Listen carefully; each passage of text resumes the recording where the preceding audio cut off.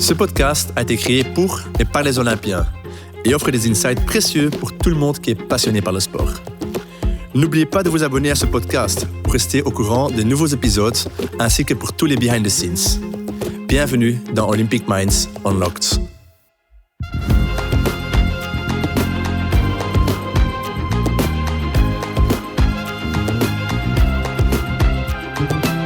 Team Belgium. Podcast 3. Les stratégies de santé mentale en route vers les Jeux Olympiques. Dans nos 2 premiers podcasts, nous avons longuement discuté de l'importance du bien-être mental et de la santé mentale de nos athlètes de haut niveau et de nos Olympiens, ainsi que de la manière dont le stress et les défis font partie de leur vie. Aujourd'hui, nous serons plus pratiques et plus spécifiques en abordant les stratégies de santé mentale que les athlètes utilisent ou peuvent utiliser pour se préparer aux Jeux Olympiques ou aux Paralympiques, mais aussi comment et où trouver de l'aide quand on en a besoin. Et je fais ceci avec de superbes athlètes. Jean-François Deberck est un paracycliste qui a été aux Jeux Olympiques de Rio et de Tokyo.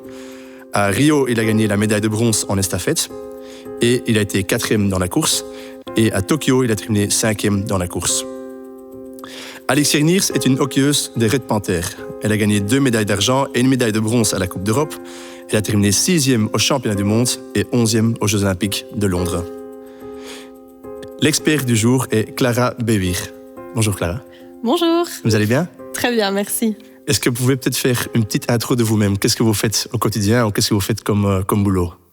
Donc moi, j'accompagne les athlètes, que ça soit dans du collectif ou dans de l'individuel. Et alors, je suis spécialisée, donc psychologue, spécialisée en neurosciences cognitives. Donc les neurosciences cognitives, en réalité, c'est tout ce qui est étude du comportement humain, donc les relations entre les régions du cerveau et ce qui va produire le comportement, et spécialisée dans le sport, donc pour pouvoir apporter une certaine compréhension justement de tout ça à travers le sport et les comportements qu'on produit dans son sport. Mm-hmm. Avant d'aborder les stratégies de santé mentale, pouvez-vous nous expliquer votre cadre ou votre approche en tant que psychologue de sport concernant la santé mentale? Alors, concernant la santé mentale, donc évidemment, il y a beaucoup de stratégies à mettre en place. On va accompagner l'athlète, un peu un accompagnement sur mesure, quand on parle de santé mentale, plutôt que de performance. Donc ça, c'est vraiment 2 choses distinctes, mais complémentaires en même temps.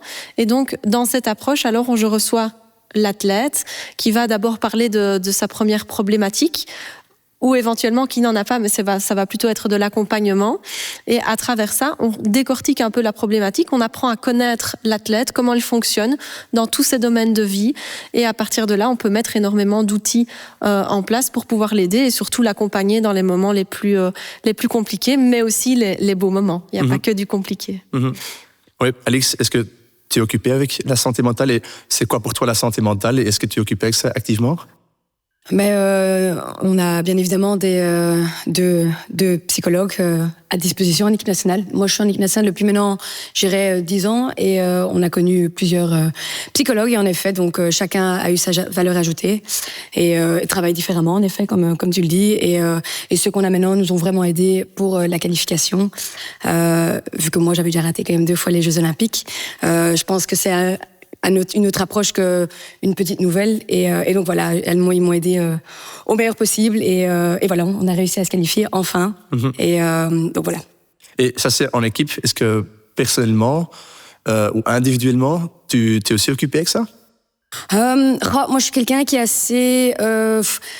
Bien évidemment, on est occupé avec ça, mais je suis pas quelqu'un qui réfléchit énormément dans niveau mental. Je suis quelqu'un qui laisse surtout aller et qui doit me sentir bien dans ma peau à côté du hockey aussi. Donc mon hockey, bien évidemment, surtout à 3 mois des JO et à la première place. Donc je vais tout faire pour y arriver, pour être sélectionnée tout d'abord. Mais pour moi, ce qui est aussi très important, c'est de me sentir bien à côté de ça. Donc tout ce qui est vie, famille, mes amis, avoir des projets à côté sont aussi très importants, très importantes. Et donc vraiment spécifiquement des exercices, non. Mais bien évidemment, je fais certaines choses avant des matchs où je suis plus concentrée. Mais vraiment des exemples, j'en ai pas vraiment pour le moment. Et Jean-François, vous êtes occupé activement avec ça?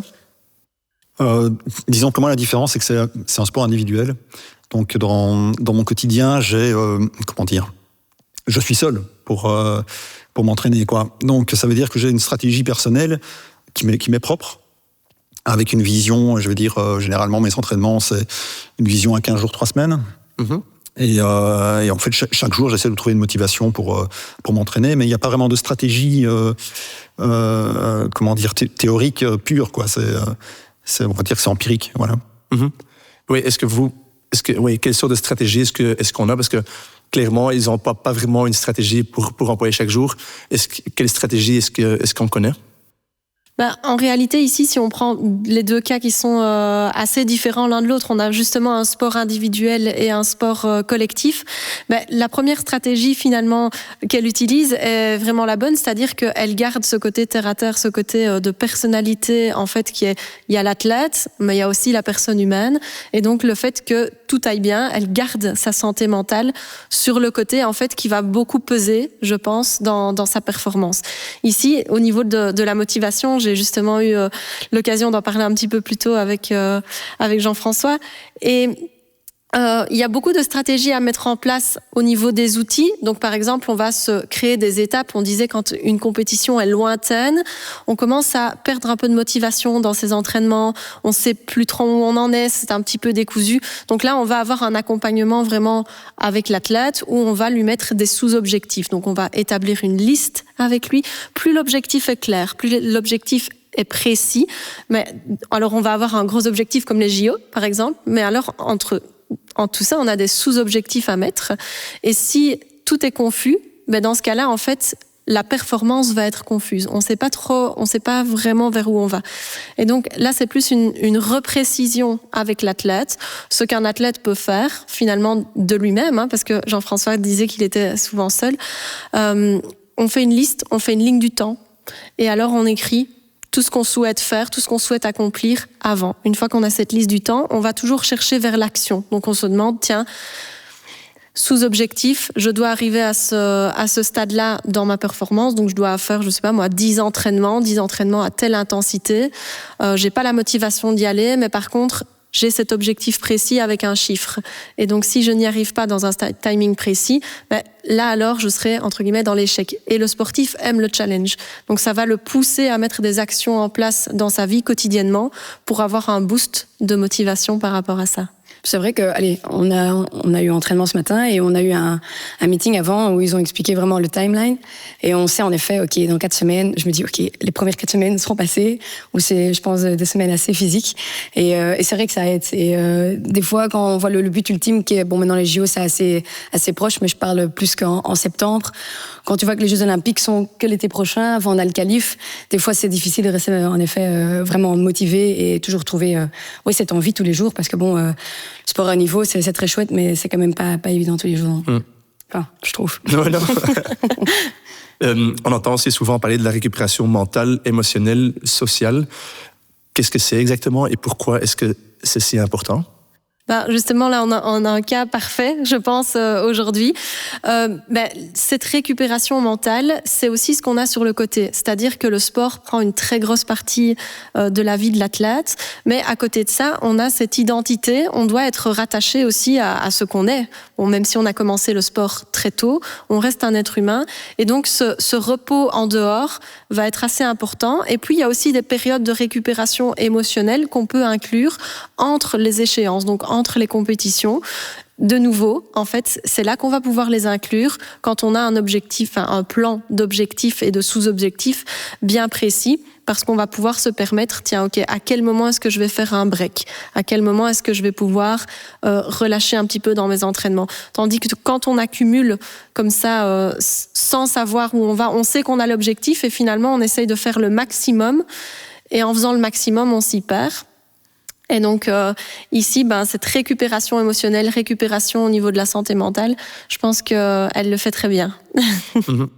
Est-ce que, il y a sûrement quelques exemples de stratégies que vous pouvez nous donner, que vous employez à vos athlètes, que vous donnez à vos athlètes, ou est-ce que c'est essayer d'être très spécifique là-dedans? Alors, ici, si on parle entre des objectifs ou entre des performances, des compétitions, des qualifications, ce que j'aime bien dire, c'est que le meilleur allié, en fait, c'est le sommeil. C'est-à-dire que pour le cerveau, notre cerveau a tout le temps besoin de sommeil. C'est d'ailleurs pour ça qu'on dort les 3/4 de notre vie. Et donc, on va amener beaucoup plus de siestes, en fait, dans le quotidien du sportif. C'est-à-dire que notre cerveau est le plus performant. Notre cerveau va produire finalement tous nos comportements, mais aussi nos comportements moteurs. Et donc, on va inclure des siestes de 20 à 30 minutes, plus ou moins dans l'après-midi. On va essayer de faire ça 2 à 3 semaines avant une échéance sportive. Alors, c'est pas toujours évident parce que les sportifs sont aussi dans le milieu du travail. Il y en a qui ne sont pas uniquement sportifs professionnels. Mais en tout cas, c'est quelque chose qu'on va essayer de mettre dans le planning. Et alors, juste avant la sieste, qu'est-ce qu'on fait ? On prend un café.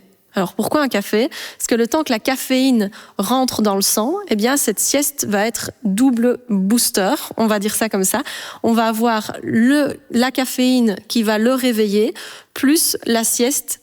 Et donc, les deux effets vont se produire en même temps après la sieste. Et en fait, à répétition, ça va amener le cerveau dans une meilleure forme, dans une meilleure performance et une meilleure récupération. Parce qu'il va pouvoir commencer à faire la différence. Tiens, je lui demande de me reposer, je lui demande d'être performant. Et à ce moment-là, on va aussi pouvoir inclure des petites siestes pendant toute la période des Jeux Olympiques. Mmh. Je pense à moi-même. De temps en temps, j'essaie de faire des petites siestes. J'arrive pas à m'endormir en disant des 10 minutes, mais j'ai déjà pris mon café. Je fais quoi ? Je commence à stresser parce que j'ai dit, merde, dans 5 minutes, je vais me réveiller ici. Est-ce que c'est un problème, ça, ou pas ? Ou comment est-ce qu'on gère ça ? Alors, c'est aussi toute une période d'apprentissage parce que j'avais ce problème aussi. Et alors, un jour, on m'a dit, fais le système des clés. Donc, on se couche dans le canapé. Comme ça, on prend les clés en main. Et au moment, en fait, où on commence, où le corps se relâche, où on commence à s'endormir, c'est le moment où les clés tombent parce que la motricité se relâche. Et c'est à ce moment-là qu'on doit se réveiller. Donc, on a l'impression, finalement, qu'on n'a pas dormi. Et puis, donc, j'ai testé, évidemment, ça n'arrive pas comme ça, on n'a pas de baguette magique. Je l'ai testé pendant longtemps. Et finalement, maintenant, je connais exactement quel timing il va me falloir. Donc, en fait, je mets un minuteur de 23 minutes. Et à 23 minutes, je sais qu'il va me falloir quelques minutes pour m'endormir. Même si on n'a pas la sensation d'avoir dormi, parce qu'on ne va pas rentrer dans une sieste profonde, eh bien, en réalité, notre corps, notre cerveau va se reposer. C'est-à-dire qu'on va quand même être en off, même si on s'entend penser. Et au début, c'est toujours difficile. Et puis, au fur et à mesure, en fait, c'est de l'entraînement. Et c'est de l'entraînement mental de devoir s'endormir en 20 minutes. Mmh. Jean-François, quand tu entends tout ça, est-ce qu'il y a quelque chose, une sorte de stratégie où vous vous dites que ça, je pourrais bien employer dans mes entraînements ou dans le quotidien ? Je pense déjà, généralement, la sieste, elle arrive aussi quand il y a une charge d'entraînement importante. En stage, par exemple, quand on part en stage 10 jours, où vraiment on fait des gros entraînements, d'office, on fait la sieste l'après-midi. Voilà, donc ça, c'est quelque chose qu'on fait naturellement, je pense. Ouais. On aime bien les siestes, je pense, les athlètes. Ouais.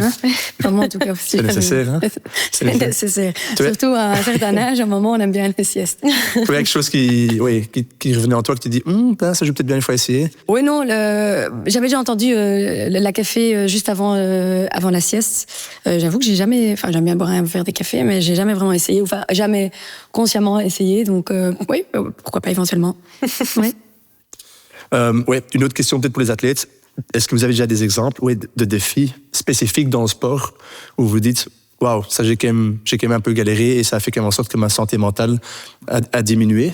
Est-ce qu'on peut entendre un chouette exemple ? Oui, disons que j'ai eu un événement, c'était justement avant les Jeux de Rio, où je m'étais fracturé la jambe pendant un entraînement. Alors évidemment, j'utilise pas mes jambes, mais c'était quand même assez conséquent.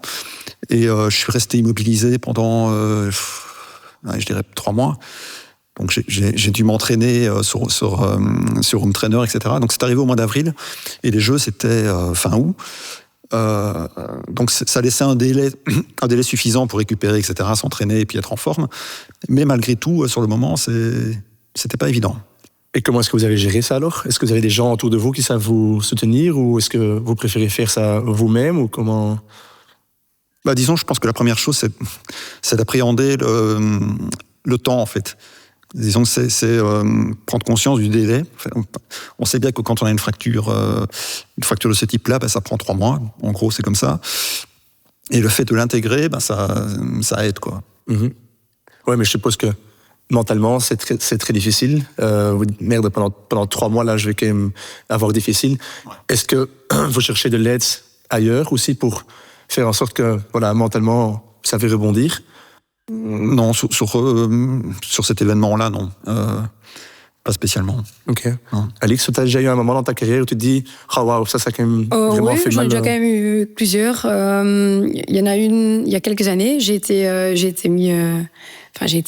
on va dire, entre guillemets, virée de l'équipe. Je sais pas, à l'âge de 22-23 ans, parce que j'étais physiquement pas ce qu'il voulait, donc aussi s'attendait. Donc il m'avait mis à l'écart pendant 1 ou 2 mois, et à ce moment-là, j'ai dû faire preuve de caractère et de montrer que je voulais toujours faire partie de l'équipe. Et ça fait beaucoup, surtout à l'ego, je pense aussi. Ça fait quand même pas mal de. Ça fait quelque chose. Et là, t'as 2 choix où tu te reprends en main et tu fais ce qu'il faut, ou bien t'arrêtes. Et je suis très contente que j'ai pris la première option. Et voilà, ça m'a aussi aidé, ça m'a aussi changé en tant qu'athlète. Je pense que je suis devenue un peu plus consciente de voilà, que c'est pas toujours si facile le sport à haut niveau. Et voilà, 5, 6, 7 ans, 8 ans après, je suis toujours là. Et donc voilà, c'est quand même un moment assez difficile, oui. Ouais, maintenant, le jour d'aujourd'hui, tu es une des capitaines de l'équipe aussi. Est-ce que quand tu repenses à ce moment-là, où tu étais peut-être quand même encore très différente, est-ce que tu repenses à des moments, oui, genre mes parents m'ont très bien aidé, ou le coach a quand même eu un bel effet sur moi, ou un psychologue, ou qui t'a aidé dans le processus? C'est difficile de vraiment pointer le doigt sur quelque chose, mais... il y a 10 ans, si on compare le hockey, ou quand moi j'ai commencé il y a 10 ans à maintenant, le hockey à haut niveau, l'équipe nationale, c'est incomparable. Maintenant, oui, j'ai vraiment eu... moi j'habite assez loin, tous les entraînements étaient toujours à Anvers, j'ai vraiment eu le soutien de mes parents énorme, que je remercie encore toujours aujourd'hui, parce que en effet... ça a commencé donc à l'âge de 13-14 ans. Ils ont dû me déposer à l'entraînement à Anvers. C'était 1 à 2 fois par semaine. Et donc, il faut aussi que les parents soutiennent et qu'ils soient derrière nous. Donc, bien évidemment, les parents ont quand même joué une grosse partie là-dedans. Mm-hmm. Oui, clairement, il y a une grande différence entre les différents athlètes, de comment gérer avec ça, comment gérer avec la situation. Comment est-ce que vous faites pour d'abord voir quel athlète fonctionne comment, et comment aussi, je ne vais pas dire guérir, mais améliorer le processus? Ici, évidemment, on parle de 2 athlètes de très haut niveau, donc ces défis, ces challenges, ces périodes qu'ils ont rencontrées, ils ne seraient pas là en train d'en parler aujourd'hui si de manière naturelle, ils n'avaient pas réussi à passer au-dessus. Si on prend maintenant les athlètes, tous les athlètes dans la population générale en Belgique, on n'a pas tous cette manière naturelle de pouvoir faire face à ces défis ou à ces challenges ou ces périodes difficiles.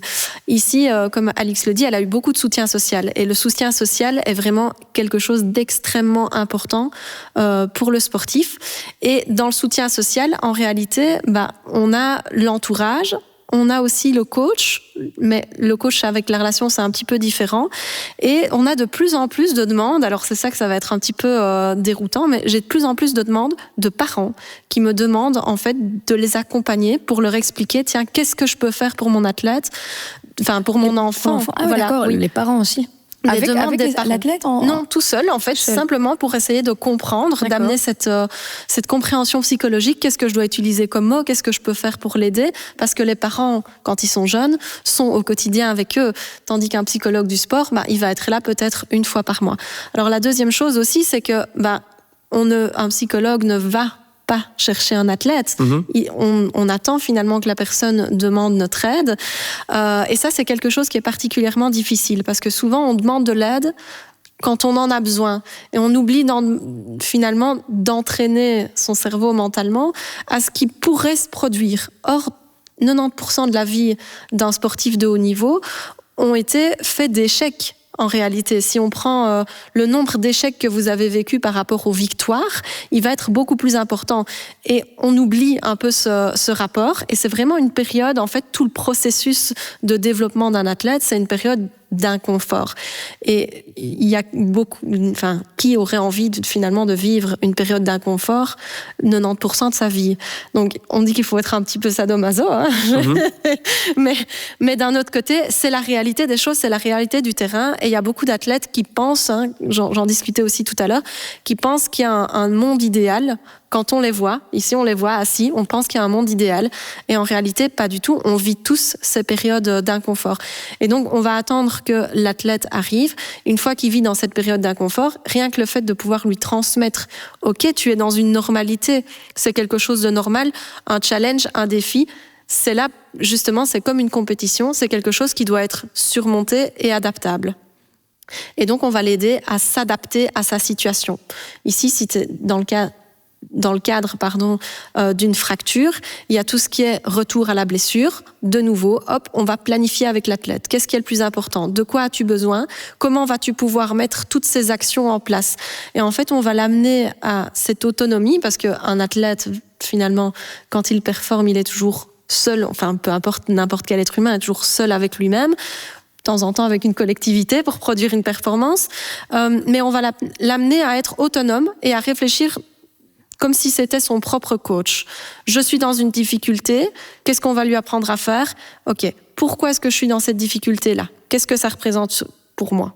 Une fois qu'il a la première réponse, on se re-questionne en disant « Ok, et pourquoi est-ce que je ressens ça ?» Et donc, on va essayer de l'amener vraiment à une auto-reconnaissance de tout ce qui se passe dans sa vie et dans son corps. Mmh. Le jour d'aujourd'hui, on en parle beaucoup plus. Les gens sont plus ouverts à ça. Mais vous venez de le dire, souvent, ils viennent seulement vers un psychologue quand il y a un problème.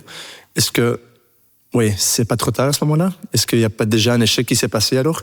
Comment est-ce qu'on fait pour faire en sorte que les gens viennent déjà beaucoup plus tôt et sont prêts pour un échec dans le futur? Alors, ce serait un peu triste en fait de dire à chaque fois il va y avoir un échec dans le futur, mais en même temps c'est la réalité. Vous êtes là aussi pour préparer les gens pour un échec, non? Ou c'est comme ça que moi je le vois.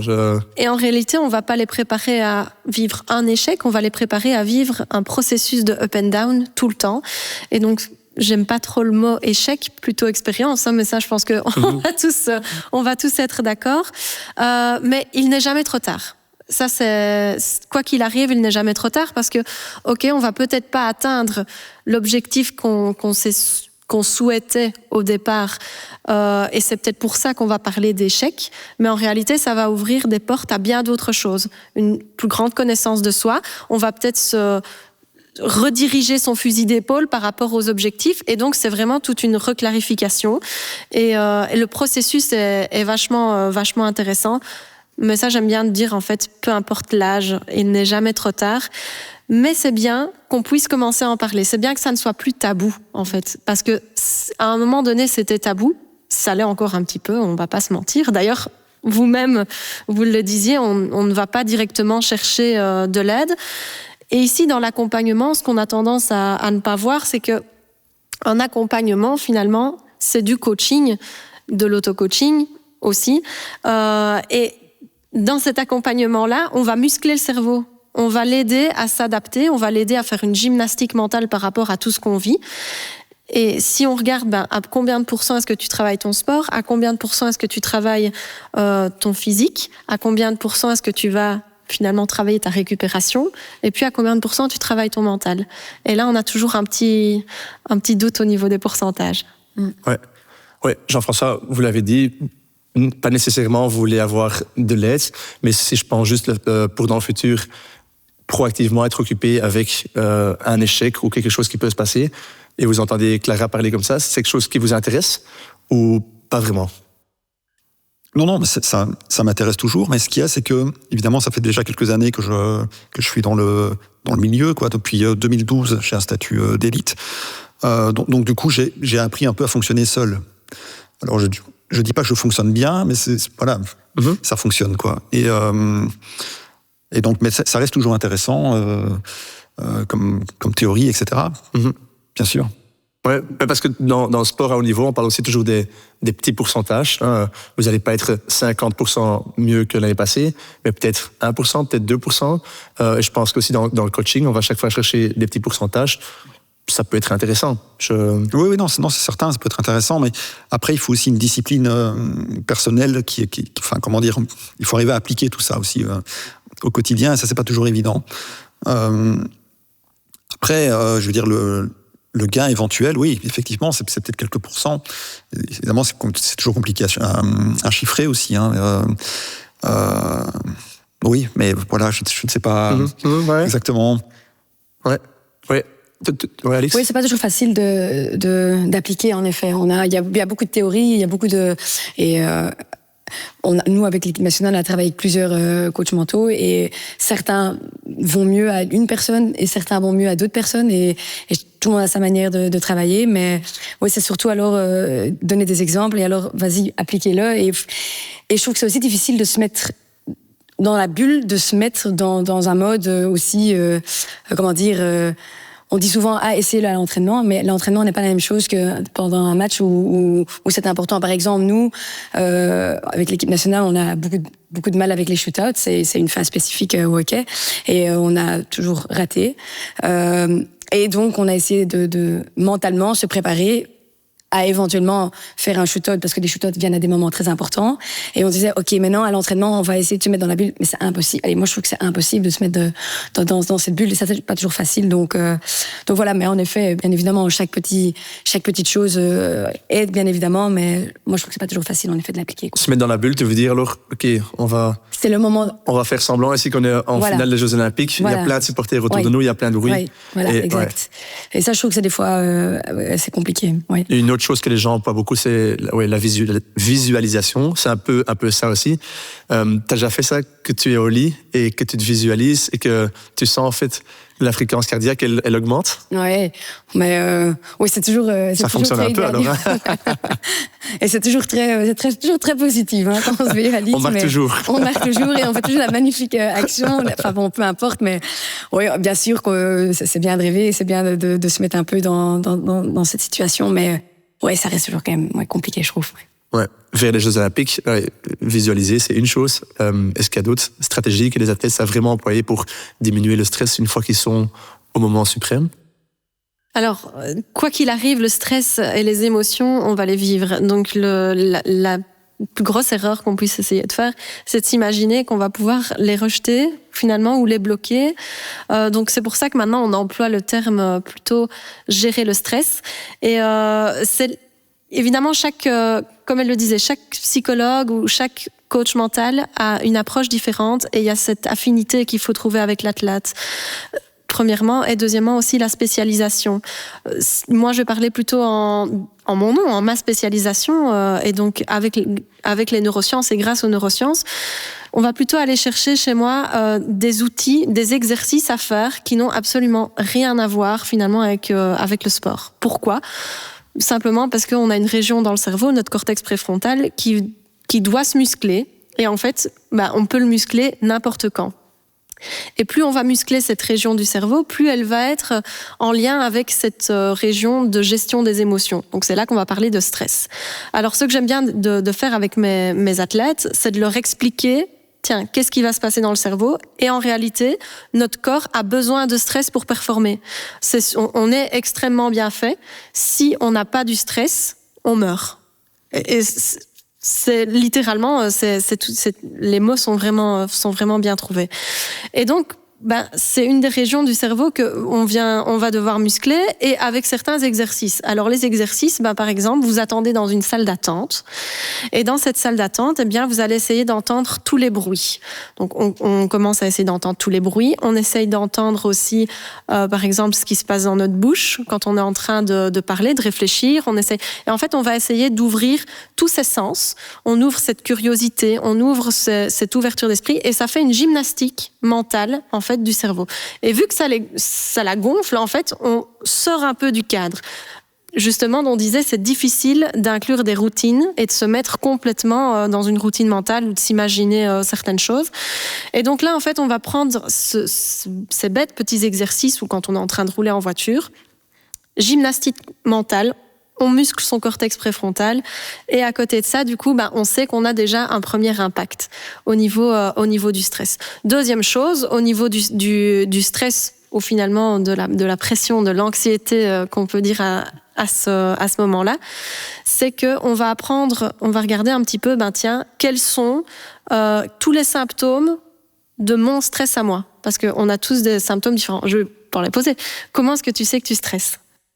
Une boule au ventre. Et j'ai mes jambes qui manquent d'oxygène, vraiment, quand je suis sur le terrain. Ok. Ouais. Et toi ?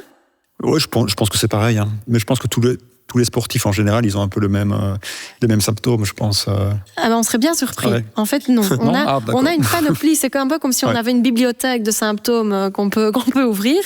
Et il y a des sportifs qui ont besoin de vomir avant de performer. Ah oui. Pourquoi ? Parce que oui, on va peut-être avoir une boule au ventre, mais on va avoir besoin de régurgiter et on évacue le stress de cette manière-là. On s'imagine que c'est un problème, alors qu'en réalité, pas du tout. C'est sa manière d'évacuer. Il y en a qui vont avoir en gymnastique, dans mes athlètes, qui ont les mains très moites. C'est très embêtant pour aller performer. En fait, le stress, nos symptômes physiologiques vont se mettre là où on en a besoin. Tu as besoin de tes jambes pour performer. Et donc, en fait, on va définir tout ça avec l'athlète. On va faire une liste, parce que moi, je saurais jamais savoir ces symptômes. Il y a que elle ou que lui qui vont pouvoir me les expliquer. Et à partir de ça, on fait toute cette liste. Et si on ne les ressent pas, c'est là que ça devient dangereux. Parce qu'en fait, notre corps nous prépare à pouvoir dégager cette énergie pour pouvoir performer.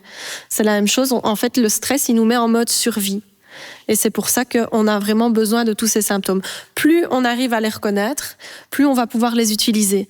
Que de se dire, faut absolument que je fasse quelque chose parce que j'ai mes jambes qui tremblent, faut absolument que j'essuie mes mains parce que mes mains sont moites, c'est pas normal, etc. Et c'est à partir de ce moment-là qu'on commence à douter.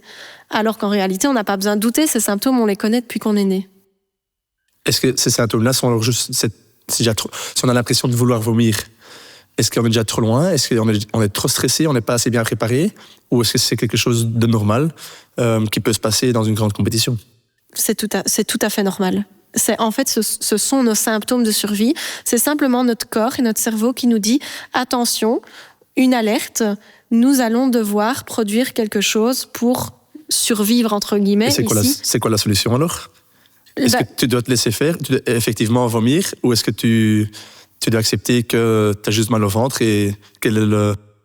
Alors, ici, justement, je pense qu'une psychologue qui travaille notamment avec vous avait réglé tout un problème comme ça avec une jeune patineuse artistique qui en tant qu'athlète. Et d'autres personnes, par exemple, au niveau du... Bon, là, on s'éloigne un peu du cadre des JO, mais un footballeur professionnel qui, lui, avait besoin de vomir. Et simplement le fait de savoir que c'était normal et qu'en réalité, il avait besoin de cette sensation-là, n'avait plus du tout besoin de vomir. C'était parti. Ouais. En fait, alors, vous allez dire, oui, c'est pas un outil direct parce que d'ailleurs, on n'a pas de baguette magique. Vu que tous les athlètes ont des symptômes différents, un psychologue ne va pas dire, fais ça et ça ira. Sinon, on serait pas là, on aurait déjà la réponse, bien sûr.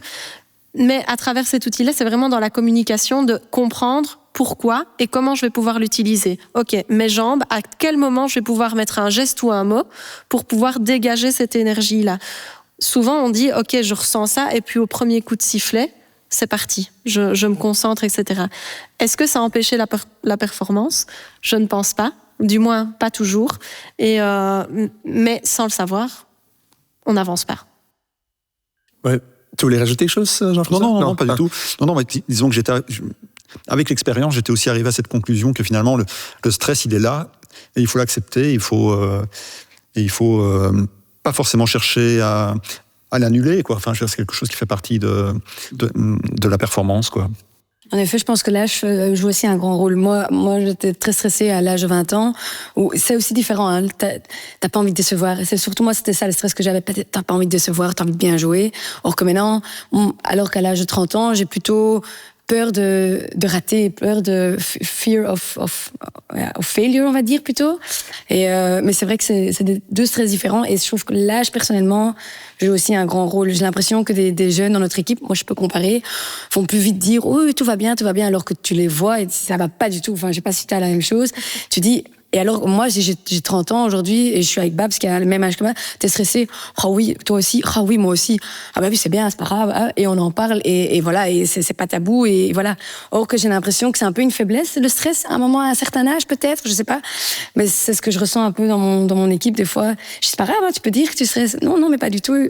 Et donc, oui, je sais pas, c'est quelque chose que j'ai aussi ressenti, peut-être aussi avec l'expérience où on se rend compte. Oui, parce que maintenant, une année olympique, c'est bizarre à dire, mais la pression est quand même toujours un peu plus haute comparée à d'autres compétitions, ou pas pour vous ? Pas spécialement. C'est qu'en fait, il y a une présence médiatique plus importante. Mais sinon, au niveau de la compétition en soi, c'est pas, je veux dire, le niveau n'est pas plus élevé que sur une Coupe du Monde ou un championnat du monde. Les concurrents sont les mêmes. La seule chose qui est vraiment différente, c'est la présence médiatique qui est plus importante et le fait d'être exposé, quoi. Mais sinon, la compétition en soi, le stress, en tout cas, n'était pas différent. Enfin, oui, il n'était pas différent à Tokyo ou à Rio, quoi. C'était le même stress que sur un championnat du monde. C'est un peu des compétitions qui sont un peu similaires, quoi. Mm-hmm. Alex, est-ce que tu as eu plus de stress au Olympic Qualifier ou à la dernière Coupe du Monde que vous avez participé? Je pense qu'en posant la question, tu connais déjà la réponse. Non, pourquoi?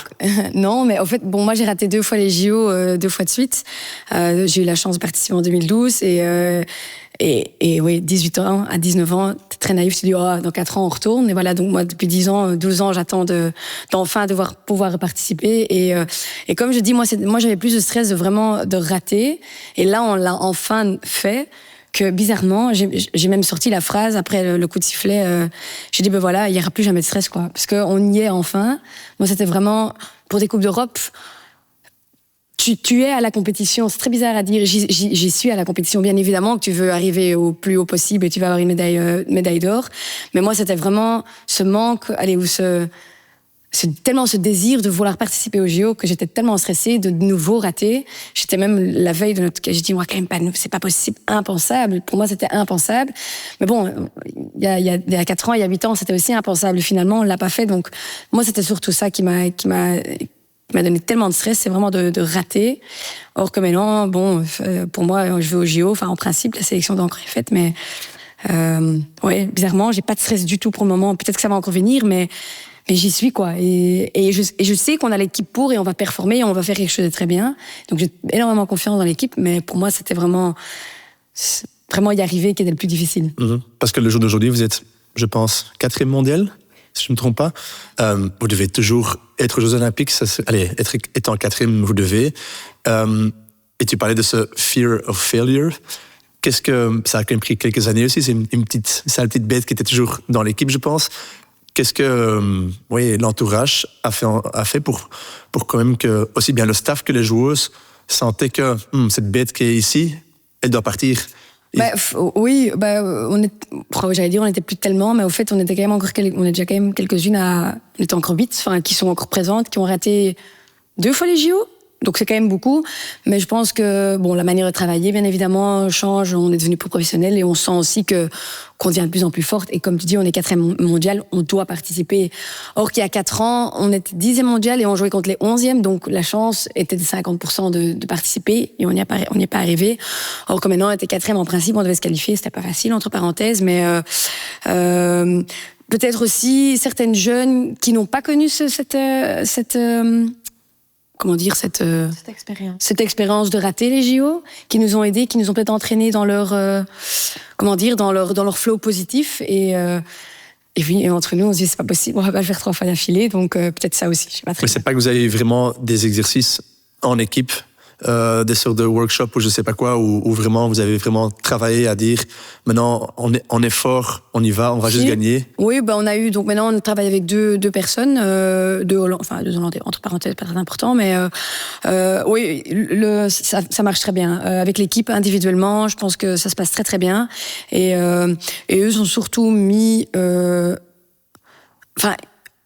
C'est la première fois que quelqu'un nous parle de médaille aussi, Raoul, notre coach, on a vraiment l'équipe et on a vraiment vraiment le potentiel de faire quelque chose. Et ça aide aussi peut-être, où t'es un peu plus sûr de toi, d'une manière ou d'une autre. Et donc ça aide aussi mentalement. Or que, comme je dis, à 4 ans, c'était test drop of the ronde, c'est juste oui, juste non. Or que maintenant, c'est non, il n'y a pas une chance, on va se qualifier et on va le faire.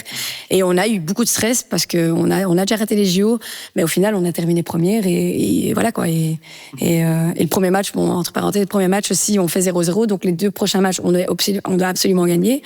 Et on l'a fait avec manière et voilà, et on a terminé ce tournoi en étant première et il n'y a pas eu de stress, façon de parler, mais donc voilà, ça c'était quand même quelque chose de très intense. Mais je ne sais pas si vous connaissez un peu le parcours, mais elle a déjà quand même un peu nommé là maintenant. Si vous étiez la psychologue de sport des Red Panthers, quelles étaient les stratégies que vous pourriez employer pour faire en sorte que... Pour pour cette peur de l'échec? Entre autres, le tout. Moi, c'était surtout ça que j'avais. Allez, je sais pas si c'était. Moi, c'était vraiment au fil des années, vraiment la peur de rater, ouais. Mais je pense ça avant que vous commenciez, donc ceci, mais je pense aussi maintenant, elles sont aux Jeux Olympiques, elles vont arriver en quart de finale, ça sera aussi tout ou rien. Une fois que tu gagnes la quart de finale, tu as 2 matchs pour une médaille. C'est de nouveau des matchs avec beaucoup de pression pour une médaille olympique. Donc je pense pour tout ça, comment est-ce que vous savez, imaginez que vous étiez vraiment salarié pour les Red Panthers, qu'est-ce que vous faites pour gagner une médaille? Mais ici, il y a quelque chose qui est assez intéressant, c'est que déjà la peur de l'échec, on va devoir s'en servir, on va pas essayer de l'enlever, parce que plus on va essayer de l'enlever, plus elle va s'accentuer. Et donc ici, on va s'en servir, mais on va s'en servir en la divisant par étapes. De nouveau, un quart de finale. Ici, c'est vrai que c'est un sport collectif, et quand il y a des qualifications, il y a des éliminations, et du coup, on va dire que l'échec est un peu plus immédiat. Mais il y a plein d'autres sports où finalement, quand on prend un sport individuel, on reprend en gymnastique, une chute, l'échec est immédiat aussi. Tandis que dans les sports collectifs, l'échec est moins perçu immédiatement en tant qu'athlète individuel. Et donc ça, c'est quelque chose qui change. Maintenant, si je devais amener, on va dire, les Red Panthers à aller chercher une médaille, c'est de ne jamais vraiment s'imaginer à une finalité. Plus on s'imagine à une finalité, plus on a le sentiment de finitude. Donc c'est un petit peu son sentiment, comment expliquer ça au niveau du sport. Au niveau de l'être humain, un peu, c'est le sentiment qu'on a de temps qui nous reste à vivre. Et donc, on veut toujours aller dans le rush, dans la précipitation, et c'est là où on va plutôt faire des erreurs. Tandis que si on commence à penser, ok, c'est une étape, d'une étape, et voir en fait, on va dire la finale comme une étape. Après la finale, les gars, il y a encore quelque chose derrière.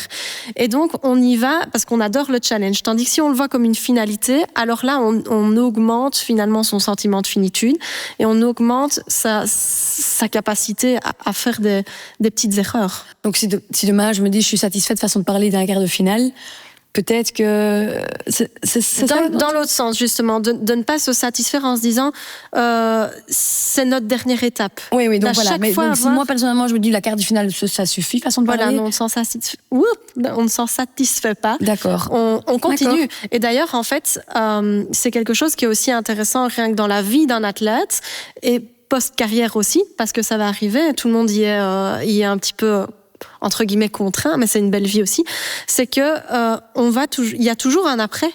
Il n'y a jamais rien qui s'arrête définitivement, à part la mort, et encore, on ne le sait pas.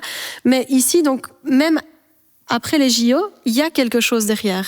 Il y a peut-être de nouveau des compétitions, et le fait de pouvoir s'imaginer à chaque fois avec quelque chose derrière, c'est quelque chose qui rassure l'être humain, et ça nous rassure en tant qu'athlète aussi. Ça fait diminuer un tout petit peu la pression. Ouais. Retenir Alix. Ouais, je reconnais, j'aime bien. C'est top. Vous allez vers vos 3e Jeux Olympiques. Vous participez aussi dans l'estafette, donc vous avez des coéquipiers. Cette fois, c'est pas certain parce que l'équipe n'est pas complète. En tout cas, on pourrait quand même mettre une équipe, mais elle serait pas compétitive. Donc, si on l'a fait, c'est pour la forme, je pense. Mais ouais. Ok, mais donc il y a sûrement des copains ou des athlètes près de chez vous qui vont participer aussi. Quels sont les tips and tricks que vous savez donner aux gens, aux athlètes qui participent à leurs premiers Jeux Olympiques? Je dirais simplement de la prendre comme une compétition, comme n'importe quelle compétition en général, quoi. À partir du moment où on connaît les concurrents, où on connaît sa forme, il n'y a pas de raison d'avoir plus de stress ou plus d'appréhension négative par rapport au JO, quoi. Enfin, je pense. Ouais. Chez vous, Alix, parce que tu passes aussi à tes 2e JO, il y a quand même pas mal de filles qui seront à leur premier. Est-ce qu'il y a des choses, tu dis attention à ceci ou attention à cela pour pas faire en sorte qu'elles commencent mal leur tournoi? Il y a tellement de choses pour pas être concentré aux Jeux Olympiques. Le village olympique déjà en soi est quelque chose de très particulier. C'est vrai que nous, il y a 12 ans, on est allé un peu en tant que surprise et Et on n'avait pas beaucoup d'ambition, on va dire, donc on était un peu plus en mode touriste. Or que maintenant, je pense que même les jeunes sont très concentrés dans ce qu'elles font et d'office qu'on va avoir des conversations par rapport à ça, mais je pense que les filles vont être concentrées. Mais c'est vrai que le village olympique peut être un danger pour les jeunes de trop vouloir voir, or que la compétition est beaucoup plus importante. Et même si c'est faire un tour ou même si c'est faire ça, ça coûte tellement beaucoup d'énergie et tu dois vraiment te reposer. Donc j'irais surtout cette partie-là qui sera quand même très importante. Mm-hmm. Vous donnez des tips and tricks aux athlètes avec qui vous travaillez, qui vont aux Jeux Olympiques? Oui, tout à fait.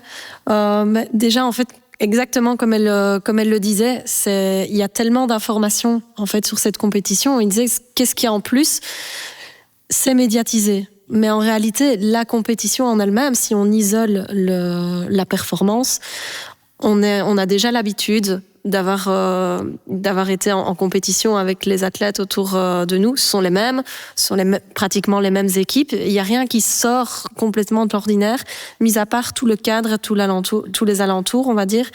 Et donc, c'est de bien planifier avec son entraîneur et avec ses coéquipiers ou simplement même soi-même. Qu'est-ce qu'on s'autorise, qu'est-ce qu'on ne s'autorise pas à faire finalement avant la performance. Et ils m'ont évidemment pas l'année dernière, mais aux précédents Jeux Olympiques, avec les cas de Covid, on devait repartir directement. Donc ils ont moins pu profiter, on va dire, du village. Ceux qui auraient pu avoir comme impact. Et ici, c'est bien de profiter à du 200% après, mais de garder ses routines. Donc c'est ça, si j'ai vraiment un conseil à donner aux athlètes, c'est qu'est-ce que tu fais avant tes compétitions, avant tes qualifications, aux Jeux Olympiques, tu vas dans un hôtel, tu gardes tes routines. Tu fais ça, tu fais ça, tu fais ça. Les moments où tu t'octroies finalement un peu de pause ou quand tu es à l'étranger dans une autre compétition, tu vas te promener peut-être 2 heures l'après-midi, tu gardes ça, tu gardes ces 2 heures finalement. Et après, alors là, on peut tout lâcher. Ouais, c'est un bel exemple. Quand je repense aux Jeux Olympiques de 2016, souvent ça a été dit dans les médias aussi, mais les Red Lions, ce qu'ils ont fait, à l'avance, ils avaient créé des cases. Et une des cases, c'était, OK, on joue en quart de finale contre l'Inde et on perd 1-0 à la mi-temps. Effectivement, 6 mois plus tard, ils jouent contre l'Inde en quart et perdent 1-0 à la mi-temps. Et là, ils avaient déjà dit 6 mois à l'avance, OK, si ça c'est le cas, qui prend le lead au briefing à la mi-temps, qui va parler tactiquement, qui va prendre la parole pour faire en sorte que les joueurs... Et en fait, ils sont rentrés dans les vestiaires, c'était 1-0 pour l'Inde, et ils savaient exactement ce qu'ils devaient faire, et ils sont sortis, ils ont gagné 3-1, et parce que c'était 1-0 à la mi-temps, ils savaient, waouh, c'est exactement le scénario dont on a parlé il y a 6 mois, et voilà, tout était tellement plus facile. Donc je pense en effet que c'est une belle chose à faire. Ce qui est très intéressant justement dans votre discours, c'est que on n'a pas laissé la place à l'inconnu. Donc on ne s'est pas visualisé vers du négatif, c'était une possibilité. Et alors on n'a pas laissé passer les détails, mais on s'est tourné vers de l'action. Et ça, c'est très important pour chaque athlète de savoir comment agir, comment on va pouvoir faire face à l'inconnu. Si maintenant vous étiez retrouvé dans cette situation-là et que on commençait à paniquer, hein, pourquoi est-ce qu'on perd 1-0, etc. Qui va prendre la parole, c'est trop tard. Tandis que là, en fait, tout était cadré. Ok, ça arrive, on fait. Et ça, c'est vraiment très intéressant et très important. Mm-hmm. Est-ce que gérer la pression, ou peut-être encore plus important, la pression olympique, est-ce que c'est quelque chose qu'on a en soi? Est-ce qu'on a du talent pour ça? Ou est-ce qu'on arrive à entraîner ça?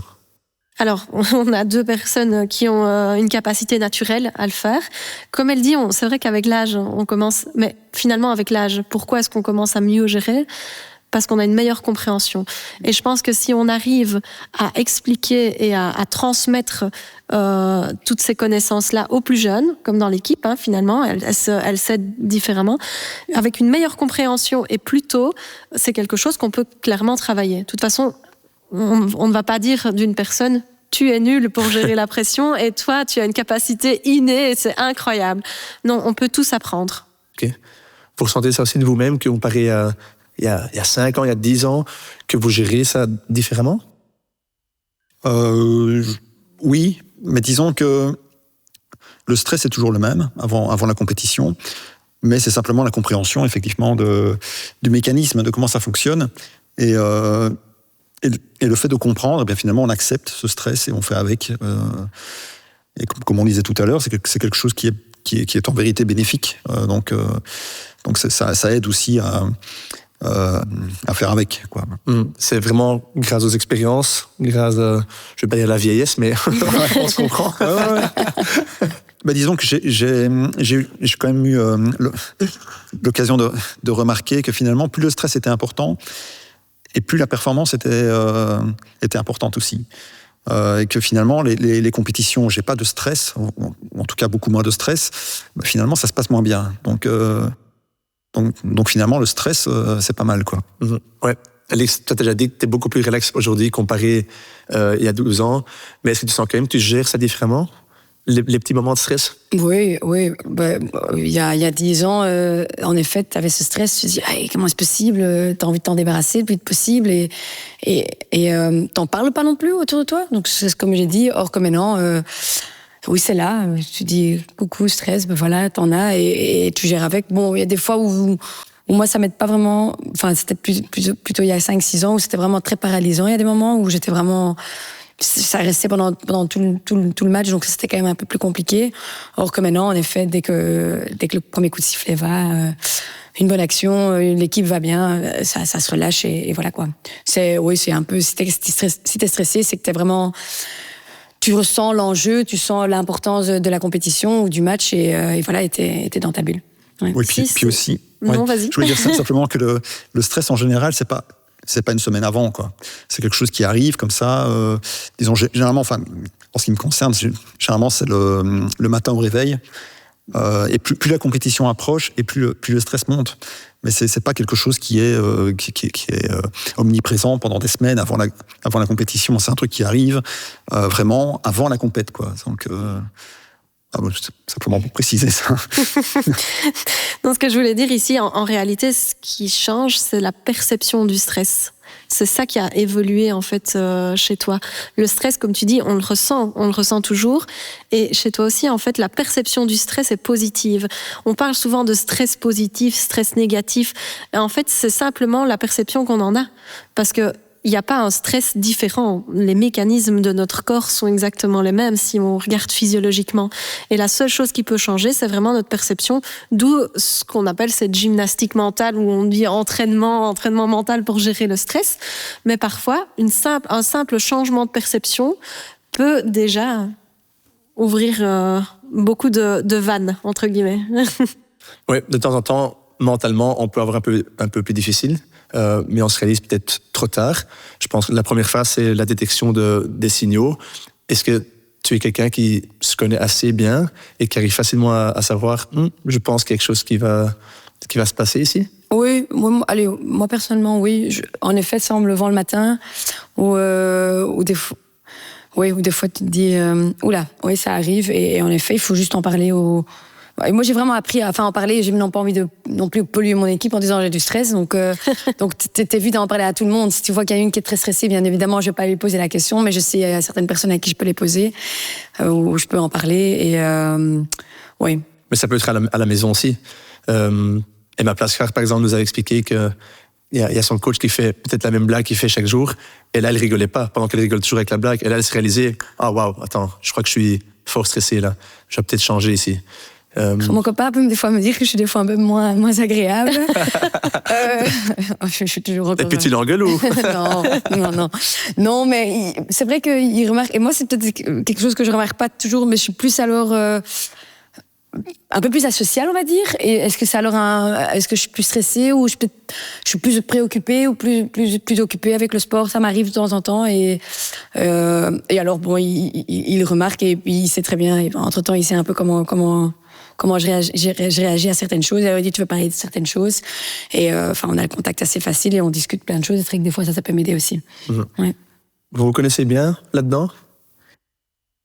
Ouais, disons que c'est un peu la même chose. Hein. Comme je disais tout à l'heure, c'est un peu ça commence au réveil, mais c'est pas encore très intense. Et puis au fur et à mesure du temps, ça augmente. Ouais, mais après les signaux, vraiment dire ouais, non, c'est plus une sensation générale de malaise, quoi. Enfin, je veux dire, c'est quelque chose qui prend un peu tout le corps comme ça. un terme important dans la santé mentale, c'est être résilient. Ça veut dire quoi exactement? Alors, être résilient dans le sport, on va plutôt parler justement, on va relier ça avec de l'échec. C'est quelque chose que j'ai moins d'affinité avec ce type de mot. On va plutôt dire des stratégies d'adaptation. Être résilient, finalement, c'est comprendre que ça peut arriver, qu'on est dans les normes.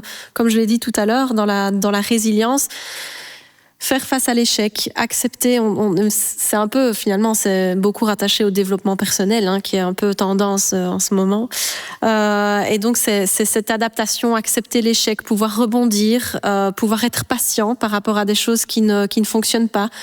Or, en réalité, pour de la résilience, on doit tous l'être dans le monde et encore plus dans le monde du sport. Pourquoi ? Parce qu'on s'expose justement au challenge, on s'expose automatiquement nous-mêmes à l'échec. Et donc le fait de le faire volontairement soi-même en tant qu'athlète, on n'est pas forcément préparé en fait à recevoir un peu l'envers du décor quand ça se passe pas bien. Et donc ici, moi je préfère dire un entraînement d'adaptation pour quand on va travailler justement pour augmenter cette résilience chez l'athlète. Est-ce que quelqu'un de vous deux, vous avez déjà vraiment eu un moment dans votre carrière où c'est vraiment très profond? Je pense maintenant pas à ta non-sélection ou je sais plus ce que tu avais dit encore. Les Jeux Olympiques que vous ratez, mais vraiment un moment vraiment down et tu te dis maintenant aujourd'hui, waouh, j'ai vraiment été très résilient et quand je vois comment I bounce back et je trouve vraiment chapeau de moi-même. Ce qu'il y a aussi, c'est que moi, je pratique une discipline où il y a aussi une dimension mécanique, on va dire. Et donc, on peut aussi avoir des aléas, une crevaison ou bien un problème mécanique en général.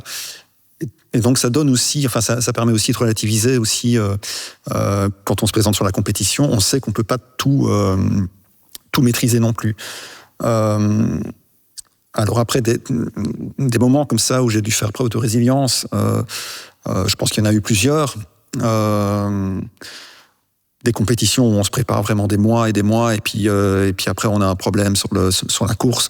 Forcément derrière on se dit pourquoi tout ça et à quoi bon finalement, etc. Et puis finalement on repart quoi. C'est ouais. On repart. Oui, voilà. C'est sûr. Parce que c'est comme ça. C'est la vie d'un sportif, quoi, en général. Enfin, je veux dire. Oui, bien sûr. Ouais. Toi, tu avais un exemple que tu voulais peut-être partager ou... Oui, je vais un peu revenir sur la deuxième non-qualification des Jeux Olympiques. Donc, c'était au shootout. Et on pourrait expliquer très vite. C'était 5-5, un peu comme les pénaltys au foot. Et c'était le sudden death. Et c'était la Chinoise qui avait pris le shootout. Elle avait marqué. Et je me souviens, elle était dans le cercle et on se regardait tous. Tout le monde regardait dans le vide. Et j'étais une des plus âgées à ce moment-là. Et donc, j'ai pris ma responsabilité. J'ai dit, OK, j'y vais. Alors que j'avais pas vraiment confiance, on va dire. Et donc, je suis celle qui rate malheureusement le shootout. Et là, j'ai quand même eu très, très dur parce que, 2 échecs d'affilée pour quelque chose, pour la plus grande compétition du monde. J'ai eu très dur parce que j'ai même demandé de me mettre, d'être un peu à l'écart et j'ai quand même été fort aidée par mon coach à ce moment-là où il avait full compréhension. On a été boire un café, il m'a demandé comment j'allais et donc là il y avait une compétition en fait 1 ou 2 mois après on devait partir vraiment un peu un tour du monde. On allait en Nouvelle-Zélande, Australie et là donc on a décidé ensemble que je devais pas accompagner. J'étais toujours dans l'équipe mais il a dit on va te laisser à la maison alors que toute l'équipe avait accompagné. Et donc là c'était quand même un moment où là, tu te poses des questions, est-ce que je continue ou pas et donc voilà, et là, je suis quand même très contente d'avoir pris la décision de continuer. Mais donc ça, c'était quand même un moment assez compliqué où je me suis quand même posé la question, est-ce que je continue ou pas avec ma carrière. Oui, vous aidez souvent des athlètes. Dans une année olympique, est-ce qu'il y a d'autres choses dont vous parlez ou est-ce que c'est constamment la même chose? Est-ce qu'on s'en fout si c'est année 1, 2, 3 ou 4 ou est-ce que vraiment pendant une année olympique, il y a vraiment des choses extra qui s'ajoutent? Alors évidemment, il y a des choses extra. On revient un petit peu sur ce qu'on disait tout à l'heure. Quels sont les extras finalement dans cette compétition-là? C'est peut-être l'appréhension des médias. On va regarder un petit peu autour de l'athlète et pas principalement juste la performance de compétition pour pouvoir appréhender, on va dire, voir un peu ses appréhensions à lui par rapport à tous ces extras. Le village, tout est nouveau, et même quand on repart en fait dans les Jeux Olympiques, même si on les fait 2 ou 3 fois, à chaque fois c'est toujours de la nouveauté. Et la première chose que j'aime bien dire par rapport à ça, et ça revient aussi, on rejoint aussi sur la résilience, c'est control what you can control. Parce qu'en fait, il y a tellement de choses ce jour-là qu'on ne peut pas contrôler. Des choses, comme il dit, au niveau mécanique. Aussi, prendre le temps de repos. Et on ne va jamais s'imaginer vers du négatif quand on les prépare, mais c'est se préparer à l'inconnu. Donc oui, il y a des choses qui changent, mais à côté de ça, on essaye de ne pas en faire, on va dire, une montagne, parce que ça reste une compétition. Et plus on va en faire une montagne, et plus on va en parler. On en parle déjà suffisamment autour de l'athlète. Ah, tu pars au JO, et tous ces petits commentaires autour sont, que ça soit de la famille. Alors, t'es prêt? Finalement, c'est horrible à entendre au quotidien, et donc on va essayer d'encadrer plutôt le quotidien et les alentours de l'athlète, plutôt que la performance en elle-même. C'est peut-être ce sur quoi on va un peu plus se concentrer. Mmh. Oui. Alex a parlé de son coach. Est-ce que vous avez une bonne relation avec votre coach, et est-ce que c'est quelqu'un qui est important pour vous dans le processus de vraiment s'améliorer, techniquement, physiquement, tout ça, oui, mais aussi mentalement? Disons qu'ici, c'est plus un préparateur physique, on va dire. Alors après, il y a une dimension coach aussi, parce que voilà, il y a quand même une relation humaine qui s'établit. Mais sa première fonction, c'est de me préparer physiquement à la compétition. Après, il y a aussi une approche parfois un peu stratégique. Avant la compétition, on va parler un petit peu de comment se placer, etc. Mais c'est plus un échange avec lui que réellement... je veux dire, il ne va pas forcément m'imposer sa vision des choses. On va quand même discuter, parce que bon, j'ai aussi l'expérience, etc. On peut partager là-dessus. Et disons que sa présence est toujours quelque chose de positif pour moi. Ouais. Mmh. Ouais, on ressent quand même clairement, je dis que partager des connaissances, des expériences, des stratégies, c'est méga important. On en parle beaucoup plus, on partage beaucoup plus. Est-ce que vous, comme athlète, c'est comme de nouveau une année olympique, est-ce que vous êtes au courant où est-ce que vous pouvez aller pour vous faire aider ou pour vraiment optimaliser votre santé mentale? Je te laisse la parole. Non, peut être une réponse. Oui. Disons qu'en fait, la Ligue handisport francophone, donc, qui m'encadre aussi, met à notre disposition un coach mental, etc. Donc ça on peut si on en ressent le besoin, évidemment, on peut solliciter le coach. Ouais. Nous, on a 2 coachs mentaux qui sont à disposition de notre équipe, qui est gérée par la fédération du hockey. Donc voilà, si on a un problème ou un souci, on peut toujours les appeler. Oui, parce que Clara, Team Belgium fait très beaucoup pendant une année olympique, surtout pour les athlètes. Peut-être que vous avez un peu plus expliqué. Oui, donc quand il se retrouve sur place, le Team Belgium a aussi des personnes référentes qui peuvent s'occuper directement des athlètes. Il y a Paul qui va s'en occuper, on va dire, au niveau de la psychologie directe. Donc si un athlète a un problème au niveau de la santé mentale, un problème individuel ou dans une équipe, et il y a Niki qui va s'occuper aussi de tout ce qui est les comportements, on va dire, débordants. On va pas forcément transgressifs, comme on en parlait tout à l'heure, mais plutôt les comportements débordants, que ça soit ce que l'athlète perçoit du public, avec un coach, enfin, un peu plutôt avec toutes les interactions. Et c'est très important de le savoir, parce que finalement, nous, en tant que psychologues, on n'est pas tous sur le terrain ce jour-là, mais avec tout le réseau qui a été mis en place, sont des choses où on peut expliquer directement à nos athlètes, tiens, quand tu vas te retrouver dans une situation, contacte cette personne. Et on peut aussi s'écrire en disant directement, mon athlète, attention, il est sensible à ça, sensible aux médias, sensible aux photos. Si on voit qu'il y a quelque chose qui ne va pas bien, on n'est pas sur place, et donc on peut agir directement. Et ça, c'est quelque chose qui est aussi particulièrement important quand coach mental ou psychologue, de pouvoir s'appuyer sur un réseau et sur les autres. Tout à l'heure, je disais, tiens, quand on a un problème, qu'on doit se faire opérer du genou, c'est pas le chirurgien du genou va pas nous opérer la cheville si on se casse la cheville. Et donc, dans toutes nos spécialisations, voilà, moi j'étais spécialisée en neurosciences. Il y en a qui sont spécialisés plutôt en clinique, plutôt en trauma, que ce soit de l'anorexie ou de la boulimie.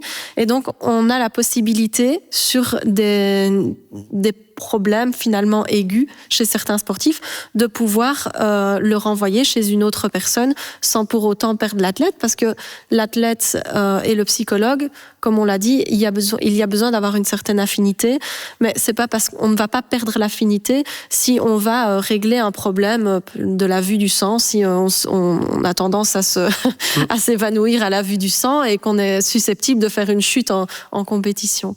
Donc ça, c'est assez important. Peut-être pour terminer, le podcast est surtout pour les athlètes, pour les staffs aussi, l'entourage autour. Est-ce que vous avez peut-être encore un dernier message personnel que vous aimeriez donner à vos collègues ou à vos coachs?